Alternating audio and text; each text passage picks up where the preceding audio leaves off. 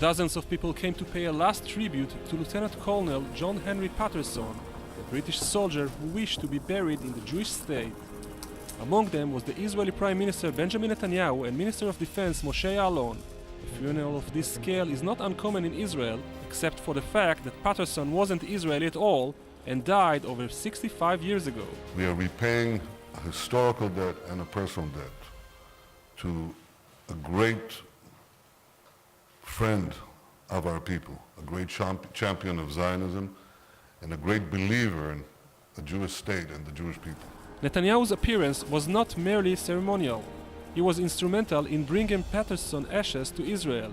The British soldier was godfather to Netanyahu's older brother, Jonathan, who was killed in the Entebbe rescue operation in 1976. There is a great link of fate and there is a great debt.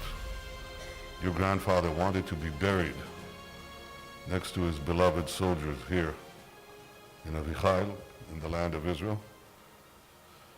And I feel it's an obligation of our people, of our state, and of mine personally, to fulfill his testament. During World War I, Jewish leaders Ze'ev Jabotinsky and Joseph Trumpeldor campaigned for a Jewish force to fight alongside the Allies.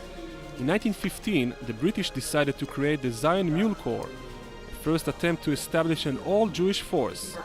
Despite Jabotinsky's opposition to forming a support group rather than fighting force, the Zion Mule Corps went ahead and Patterson was appointed its commander. Despite the fact that Patterson wasn't Jewish, a special bond was created between him and the Jewish volunteers who came from across the world. And not once and not twice, they had quarrels, they had arguments, but at the end, the Jewish soldiers wrote about this great commander, wrote that he was more like a father than a commander, that they truly believed that they wanted to fight for him. They would go all the way for him. After the war, Patterson continued his warm relation with the Jewish people. Today, the descendants of those who fought with Patterson acknowledge his contribution in creating the core of a new model of Jewish force that later evolved into the Israeli army. They didn't fight for their land, they fought for their identity and for their pride.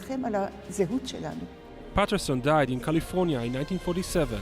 Bringing his ashes to Israel was an operation of its own. It took about 4 years to make it come true, and we had several obstacles on the way. Highly acclaimed worldwide, but hardly known in Israel, Lieutenant Colonel John Henry Patterson is reaching his final destination here in the Israeli village of Avichai.